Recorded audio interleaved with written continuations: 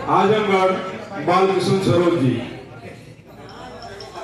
आज नागपुर भूषण अमर शहीद मां वीरांगना उदा देवी पासी जी की शहादत दिवस पर उपस्थित सभी सम्मानित साथियों, बहुजन वैचारिकी में पैदा हुए विचारक संत शिरोमणि संत रविदास जी, संत कबीर साहब, महात्मा ज्योतिबा फूले, संत गाड़गे जी महाराज, माता सावित्रीबाई फूले, प्रियदर्शी सम्राट अशोक और जो आरक्षण शब्द है, इस आरक्षण के दाता जनक छत्रपति साहू जी महाराज को नमन करते हुए मैं अपने इस हाल में उपस्थित जो सम्मानित श्रोता हैं, साथ साथ डॉक्टर अंबेडकर राष्ट्रीय एकता मंच के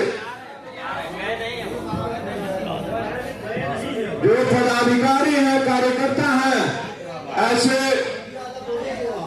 महत्वपूर्ण परिस्थितियों में अब तक रुके हुए हैं, इन सबको विशेष साधुवाद धन्यवाद ज्ञापित करते हुए मैं अपनी बात आगे बढ़ाता हूं। साथियों, चूंकि इतिहास के विषय वस्तु में सारे वक्ताओं ने अब तक जो बोला है लगभग प्रकाश डाला है, और हम जो है अभी डॉक्टर सुमन साहब बोल रहे थे, मैं चाहूंगा कि एक बार थोड़ा खड़े हो जाएं।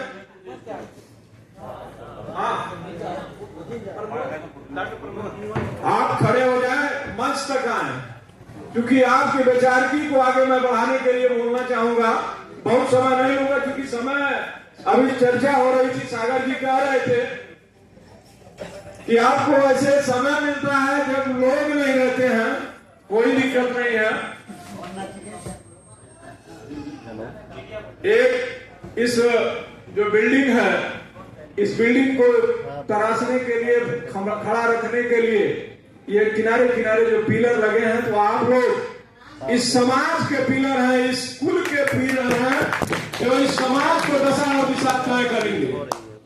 माताएं, बहनों और बूढ़े चाचा, नौजवान साथियों, क्योंकि माननीय राष्ट्रीय अध्यक्ष जी बाहर हैं, आ चुके हैं, तो उनका भी स्वागत वंदन अभिनंदन करता हूं। देखिए साथियों, क्योंकि आजमगढ़ की टीम ने जो भी डिसीजन लिया है, जो भी निर्णय लिया है, इस सभा को संचालित करने के लिए मैं उस निर्णय का स्वागत वंदन अभिनंदन करूंगा। इसलिए करूंगा कि यहाँ जो बहुजन वैचारिकी में जन्मे हुए महापुरुष थे, जिन्होंने हमारे लिए लगभग 2500 वर्ष पूर्व से अगर कोई रास्ता दिया, कोई दर्शन दिया, तो वह है तथागत बुद्ध, संत रविदास जी, संत कबीर साहब, संत गाड़गे जी, छत्रपति साहू जी महाराज, और एक तरह से बाबा साहब भीमराव अंबेडकर जी के गुरु महात्मा ज्योतिबा फूले। देखिए साथियों, बड़ी गंभीर परिस्थिति है। इस परिस्थिति में हम अपने लोगों को कैसे सड़क से शासन तक पहुंचाएंगे, विषय वस्तु यही है। डिवाइड एंड रूल, आपको बांटा गया और शासन आप पर किया गया।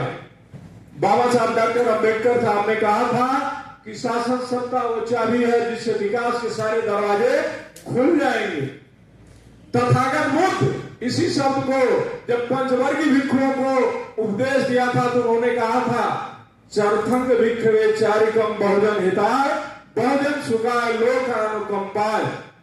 आगे उन्होंने कहा था, अत्ता यत्नो नाथो कोई नाथो परोसिया।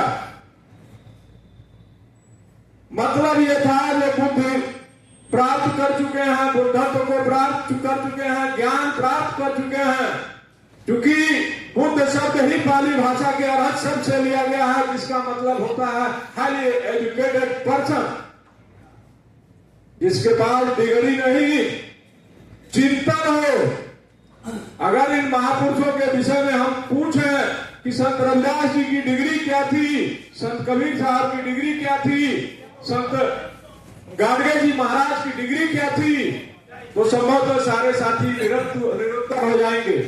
उनके पास शिक्षा थी, ज्ञान था, वह जो टाइम होता है, टाइम समय चक्र, वर्तमान भूत और भविष्य, वर्तमान भूत और भविष्य को लोगों ने समझा और अपने लोगों के उत्थान के लिए अपने विचारधारा को दिया।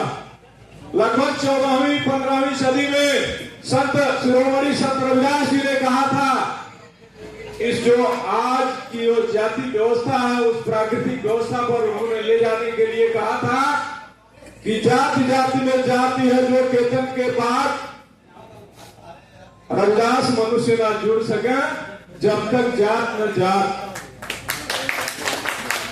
जब आपका शासन था, चाहे सम्राट हर्षवर्धन हो, चाहे उस समय की स्थिति जो नाथकुल के आप जिनको आज बुद्ध कहते हैं, राजकुमार सिद्धार्थ, उस समय की स्थितियां थी, या प्रियदर्शी सम्राट अशोक की स्थितियां थी, तो उस समय जातियां नहीं थी, जातियां दो थी मित्रों, तो स्त्री और पुरुष। तो आप कौन थे? विश्व में सर्वश्रेष्ठ शिक्षा की व्यवस्था थी, विश्व में सबसे मजबूत आर्थिक व्यवस्था थी, और जो सामाजिक व्यवस्था थी, आज भी वह जो हमारी सभ्यताएं थी, उन सभ्यताओं से बेहतर आज भी सभ्यताओं का विकास नहीं हुआ। नालंदा विश्वविद्यालय जलाए गए, ऐसे ऐसे जो बड़े बड़े शिक्षा के केंद्र थे, उन केंद्रों को समाप्त किया गया, और आज क्रोजर और मर्जर के तहत जहां गरीब अशिक्षित जो भूमिहीन है इनके बच्चे पढ़ते, उन विद्यालयों को क्रोजर और मर्जर के तहत खत्म किए जा रहे हैं। मित्रों, लड़ाई वहां की है जहां हमारे महापुरुष महात्मा ज्योतिबा बाई फूले जी ने कहा था कि मति बिना गति गई, गति बिना वित्त, और वित्त बिना चरमराए शूद्र, इतना अनर्थ एक अविद्या ने किया।